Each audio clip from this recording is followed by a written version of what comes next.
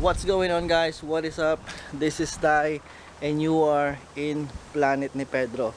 Okay guys, so as you can see yung paligid natin, medyo nagdidilim na, lumubog na ang araw and malapit na kami mag-dinner.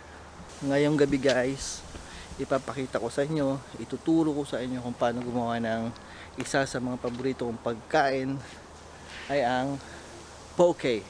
Ang poke kasi is isa tong Hawaiian dish na ang main ingredient ay ang raw fish, hilaw na isda. So specifically, itong recipe na itong gagawin natin ngayon is Ahi Tuna.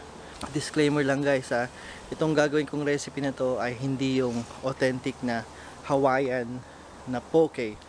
Itong recipe na to, ito yung ginagawa ko pag gusto kong kumain ng poke. Kung nagki-crave kami ng poke, nabili na namin yung ingredients, nanggaling na kami sa grocery, binili namin lahat.